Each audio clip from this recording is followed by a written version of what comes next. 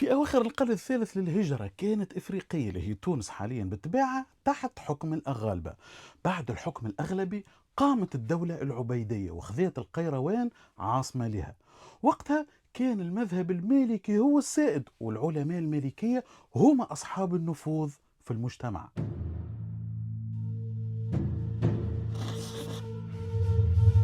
مع اضطراب الأوضاع في بغداد اللي كانت تحت الخلافة العباسية، خلى الأغالبة شبه مستقلين في إفريقيا اللي كانوا في آخر حكمهم وقبل سقوطهم لهين في البذخ والترف والجوزة والطرب، وزيد أثقلوا كاهل الناس بالضرائب وظلم بعض القبائل من البربر.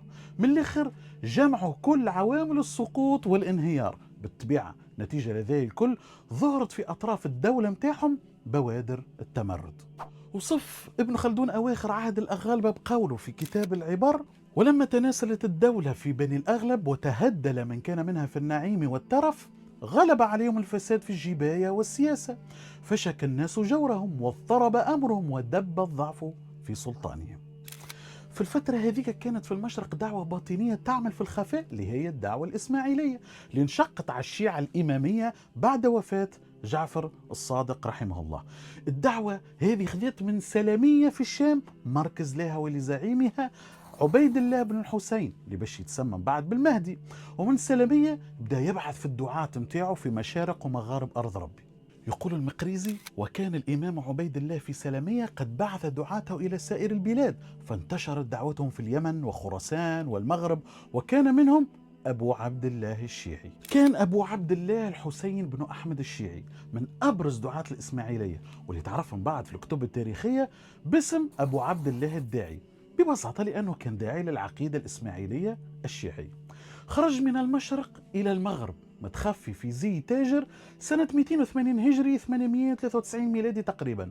يروي ابن الأثير أصل قصته فيقول: قدم أبو عبد الله الشيعي من المشرق إلى مكة، فوافى فيها قوما من كتامة، فدعاهم إلى مذهبه فمالوا إليه واستصحبوه إلى بلادهم.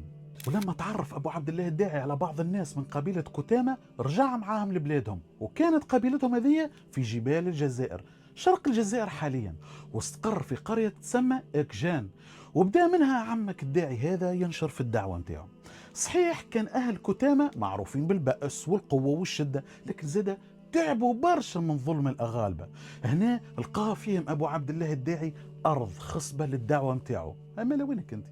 يقول عبد الرحمن بن خلدون: ونزل أبو عبد الله في كتامة فبث دعوته بينهم ومالت إليه قلوبهم، لما كانوا يجدونه من جور العمال وشدة المكوس، فاستجابوا له واتبعوه. اتدرج عمك أبو عبد الله الشيعي في دعوته من السر للعلن، ولا عنده برشا أتباع مقتنعين بمذهبه الشيعي. عمل جيش كبير وبدأ يهاجم في المدن اللي كانت خاضعة آنذاك للأغالبة، استولى على ميلا وسطيف، وتقدم زاد القسنطينة حتى ولا يهدد القيروان نفسه. يقول ابن الأثير: قاوي أمره وكثر جمعه من كتامة، فافتتح المدن والقرى حتى صار إليه أكثر المغرب الأوسط. يقول زاد المقريزي: وقد بدأ نفوذه يتوسع تدريجيا، فالتف حوله الكتاميون وبدأوا يرسلون رسائل الدعوة إلى القبائل المجاورة، بينما أخذ أبو عبد الله يهاجم حكم الأغالبة في خطبه ولقاءاته ويتحدث عن قرب زوال دولتهم، معنى دولة الأغالبة، فصارت دعوته تحرك في الناس شعورا بالتمرد والثورة على السلطة القائمة. وصلت أخبار أبي عبد الله الداعي لبغداد، وأرسل الخليفة العباسي الوالي القيروان قال له: السيد ذا اللي عامل بلبلة أفرح لي بيه واقضي عليه. لكن دولة الأغالبة آنذاك كانت في ضعف ويا دوبك يشد معاهم الحكم شهر. وفي سنة 296 هجري تقريبا 909 ميلادي دخل أبو عبد الله الداعي القيروان بعد معركة صغيرة على الأخ، ما تشدش اليد، فسقطت دولة الأغالبة بعد أن حكمت قرن وربعا من الزمان. يقول ابن عذاري في البيان المغرب: ودخل أبو عبد الله الشيعي القيروان في شهر رجب سنة 96 و200، فانقرضت دولة بني الأغلب ودان الناس له بالطاعة. بعد النصر هذا أرسل أبو عبد الله الداعي للزعيم متاعه عبيد الله المهدي، وين كان مسجون في سجل ماسة اللي يجي جنوب المغرب تقريبا، سجنوا فيها أمير سجل ماسة إلياس بن مدرار بتهمة التشيع. يقول المقريزي في هذا: فلما علم أبو عبد الله، يعني أبو عبد الله الداعي، بموضع عبيد الله اللي هو عبيد الله المهدي، بعث جيشا فأخرجه من السجن، وقد لقي من المشقة ما الله به عليم. أبابا وينك من الدول باش تتبناها، مش بالسهل. قال لك دخل عبيد الله الشيعي القيروان في موكب مهيب، هذه سنة 297 هجري 910 ميلادي. بيعوه الناس بالإمامة واتخذ لقب المهدي بالله. كانت اللحظة ذيك ولادة الدولة العبيدية رسميا. يقول ابن خلدون: فأعطاه أبو عبد الله الطاعة وسلم إليه الأمر ولقب بالمهدي، فاستقل بأمر إفريقيا وبوعي له بالخلافة. بعد ما استقر الامر، العبيد الله المهدي بدا بتصفيه الخصوم نتاعو. اول ما بدا بابو عبد الله الداعي الشيعي الولاني اللي كان يستخدم فيه باش ينشر الدعوه نتاعو. تخلص منه هو وخوه. صحيح هو تخلص من برشا خصوم، لكن عنده خصوم بقاو يخاف منهم، اللي هما اهل القيروان، اللي بقاو على مذهبهم السني المالكي. رغم انه القيروان سلمت للمهدي صحيح، لكن بقات تعاني من مقاومه داخليه، خصوصا من العلماء المالكيه اللي رفضوا الاعتراف بالخليفه الجديد. يذكر ابن خلدون: لم يكن أهل القيروان راضين عن سلطان المهدي، فاضطر أن يثبت أمره بالقوة، فقتل جماعة من أهل الفقه والفضل الذين لم يبايعوه. يذكر زاد المقريزي أن عبيد الله المهدي أمر بقتل جماعة من الفقهاء المالكية لما خالفوه في الدعوة. بالتبع لازم يبعد من القيروان، فقرر انه يبني عاصمة جديدة على الساحل الشرقي لإفريقيا بعيدة على القيروان، فاختار بلاصة سماها هي المهدية، عارفكم تعرفوها، نسبة إلى لقبه.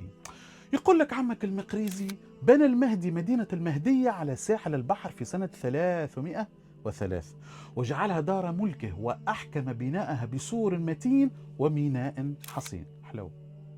ابن خلدون يوصف في المهدية، قال لك: حصن للمهدي ودولة له، لا يستطيع أحد الاقتراب منه، ومن هنا بدأ يثبت سلطانه على إفريقيا. رغم أنه فما مشاكل مع علماء المالكية، إلا أنه تمكنت الدولة العبيدية من السيطرة على إفريقيا الكل، ومدت نفوذها حتى لطرابلس وغرب برقة. وبدأ عمك عبيد الله يوجه الأنظار نحو المشرق. بعد وفاة عبيد الله المهدي سنة 322 هجري، تولى الحكم ولده القائم بأمر الله محمد بن عبيد الله، كان أول من ولد في ظل الدولة العبيدية. يذكر ابن خلدون: لما توفي المهدي قام بعده ابنه القائم بأمر الله، وكان رجلا شجاعا مدبرا، استقامت له إفريقيا في أول أمره. لكن في عهده زاد صارت فتنة كبيرة برشا. واجه القائم بأمر الله ثورة أبي يزيد مخلد بن كيداد الخارجي الصفري، وهي أخطر ثورة عرفتها الدولة العبيدية في إفريقيا. الحاصل أبي يزيد هذا شويلة شمع بلاد كاملة. أبو يزيد هذا كان من زعماء الخوارج الإباضية من قبيلة يفرن، خرج على القائم بأمر الله عام 334 هجري، ودعا الناس للعودة إلى دين السلف حسب قوله، لكن في الحقيقة هو من خوارج الإباضية. واللي يحب يفهم أكثر القصة هذه يتبع الحلقة هذه. يقول ابن الأثير: خرج أبو يزيد على القائم بأمر الله بإفريقيا، فجمع البربر وخرج بهم، فغلب على القيروان والمهدية، وكاد يهلك الدولة العبيدية. ويقول المقريزي: وحوصرت المهدية وأشرفت الدولة على الزوال، ولكن القائم، يعني القائم بأمر الله، ثبت في الحصار، وكتب إلى قبائل كتامة يستنفرهم. توفي القائم بأمر الله وقت حصار أبو يزيد سنة 334 الهجري، بعد ما اشتدت الفتنة وعمت البلاد الكل. يقول ابن عذاري في كتابه: ومات القائم والمهدية محصورة، وأبو يزيد في أوج سلطانه. عام 334 هجري 946 ميلادي جاء المنصور بالله اللي هو ولد القائم بأمر الله، جاء في أكثر لحظات حرجا في الدولة العبيدية اللي كانت الدولة قريبة من الانهيار. لكن المنصور هذا يا خويا كان من الشجاعة والقوة، يقول لك أنا معك، وكان من السياسة يقفز بالكل، وبالقوة والسياسة نجم المنصور بالله يرجع بناء الجيش وينتصر على جيش الخوارج وأميرهم أبا يزيد. عاد عمك ابن خلدون يمدح فيه، يقول في كتابه: كان المنصور بالله من أعظم خلفائهم، جمع شتات الدولة بعد أن كادت تتفرق، وهزم أبا يزيد وقتله.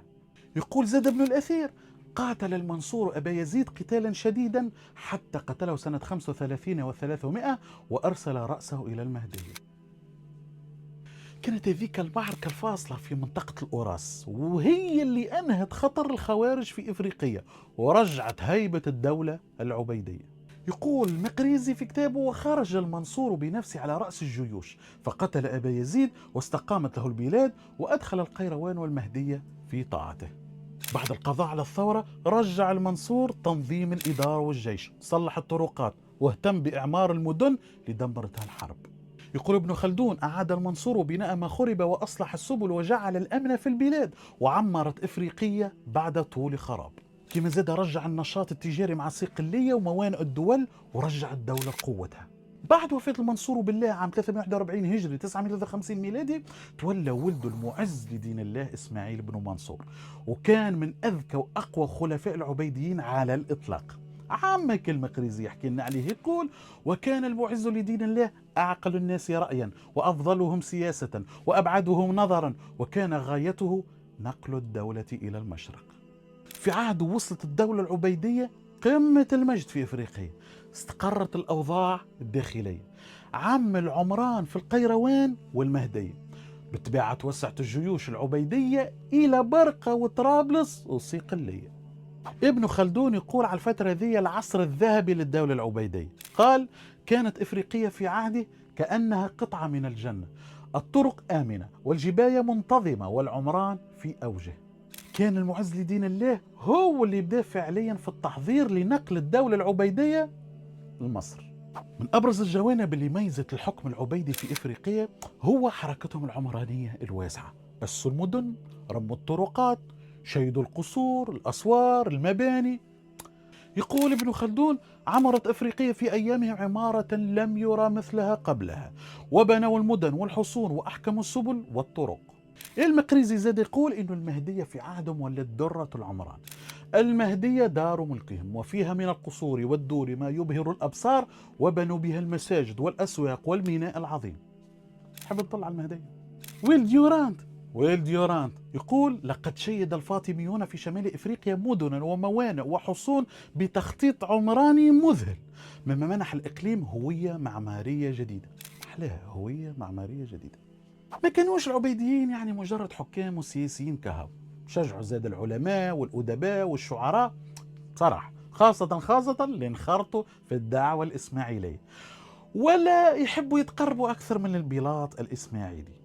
مثلا نلقاو أن المقريزي يقول: وكانت المهدية مقصد العلماء والأدباء، وبها كتاب الدعوة، يعني الدعوة الإسماعيلية الشيعية، وأئمة الفقه والأدب والشعر.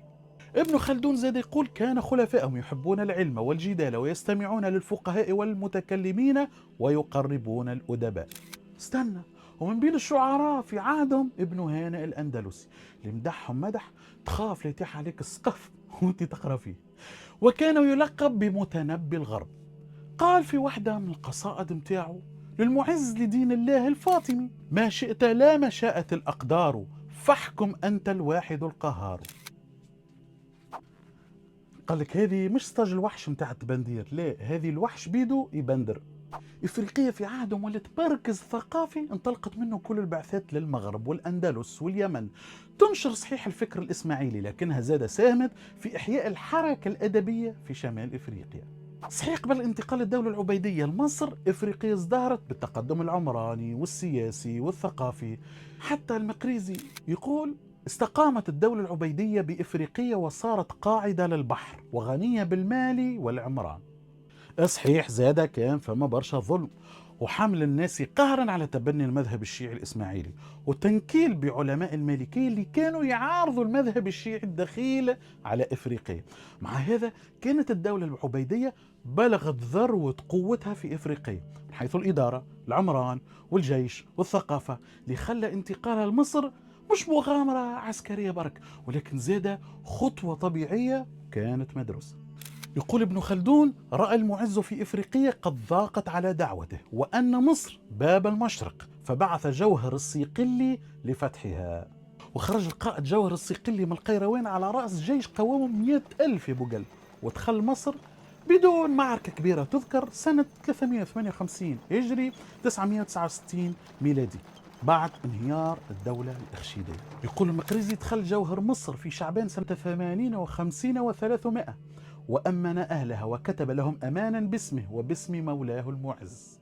هنا القاهرة. ومن اللي بدأ في تأسيس العاصمة الجديدة القاهرة اللي باش تكون مقر الخلافة العبيدية القادمة.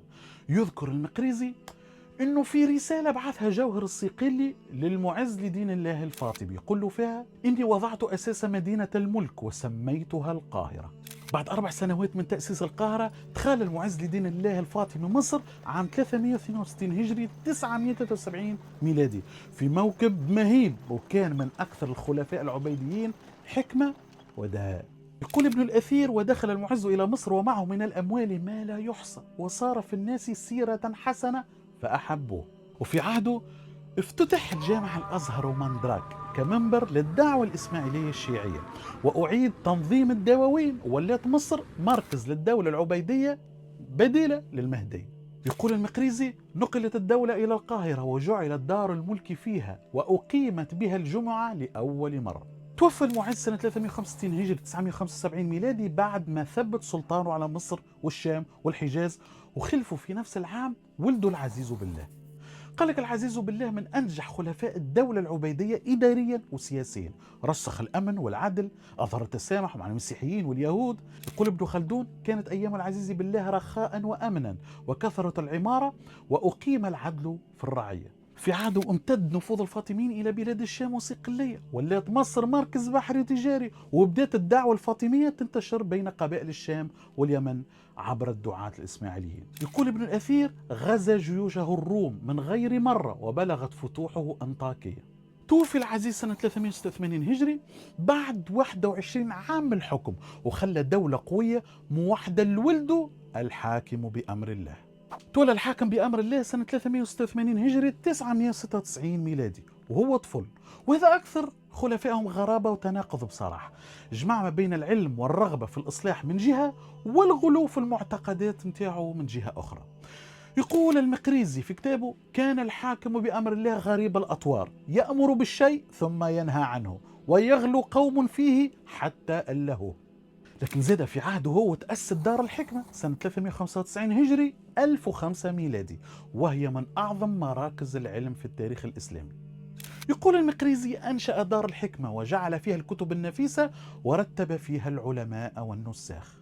والعجيب يا جماعة، العجيب يا جماعة أن الحاكم هذه اختفى في ظروف غامضة سنة 411 هجري، فخلف ولده الظاهر لإعزاز دين الله عام 411 هجري 1021 ميلادي. في عهده رجعت الدولة بعض التوازن بعد الاضطراب اللي كان في عهد بوه. يقول المقريزي: أبطلت في أيامه كثير من سنن الحاكم المحدثة واستقام أمر الدولة. لكن وفاته المبكرة فتحت الباب الواحد من أطول العهود في تاريخ الإسلام، عهد ابنه المستنصر بالله عام 427 هجري 1036 ميلادي. حكم 60 سنة يا أبا قلب، وهو أطول خلفاء الفاطميين عمرا وسلطانا. في بدايته ازدهرت مصر في المال والعلم والفن، لكن في منتصف الحكم متاعه شهد انهيار مأساوي تعرف بالشدة المستنصرية بين سنتي 457 هجري و464 هجري، وقت اللي عمت المجاعة في مصر. يقول ابن تغربردي: أكل الناس الكلاب والميتة وبيعت الدور بالدينار وخربت البلاد. بعدها فقدت الدولة هيبتها وانقسم الجيش بين المغاربة والسودانيين، حتى اضطر المستنصر بالله يستعين بالقائد الأرمني بدر الجمالي لإعادة النظام. خلف المستنصر بالله ولده المستعلي بالله عام 487 هجري 1094 ميلادي. في عهده انقسمت الدعوة الإسماعيلية إلى نزاريين ومستعلية، فكانت بداية انقسامها عن الإسماعيلية الشرقية. يقول المقريزي: انشعبت الدعوة بعد المستنصر وصارت الإسماعيلية فرقتين، المستعلية بمصر والنزارية بالمشرق. وهكذا تتابع خلفاء الفاطميين في الحكم بعد بعضهم، الآمر بأحكام الله، وبعد جاء الحافظ لدين الله، وبعد الظافر ثم جاء الفائز، وأخيرا العاضد لدين الله 555 هجري 1160 ميلادي اللي كان آخرهم. في زمن العاضد دخل شخص من أعظم الشخصيات الإسلامية لمصر، وهو صلاح الدين الأيوبي ومندراك، وزيرا عام 564 هجري باسم الخليفة العباسي المستضيء، وأعلن صلاح الدين في سنة 567 هجري 1171 ميلادي إنهاء الخلافة الفاطمية. يقول ابن كثير: أبطلت الخطبة للعاضد لدين الله الفاطمي وخطب للمستضيء العباسي، فانقرضت دولة الفاطميين بعد 267 سنة. من المهدية إلى القاهرة ومن عبيد الله المهدي إلى العاضد دامت الدولة العبيدية والدوام لله قرابة 270 سنة، من حركة باطنية سرية إلى خلافة عالمية سيطرت على المغرب ومصر والشام والحجاز والصقلية. انتهت الدولة الفاطمية وأسدل عليها الستار بسقوطها على يد الفاتح صلاح الدين الأيوبي. أنا اللي علي عملته وحقك وخذيته، مش زي الحقي عليك. يعني ما تنساش اللايك والبارتاج والكومنتير. فوحي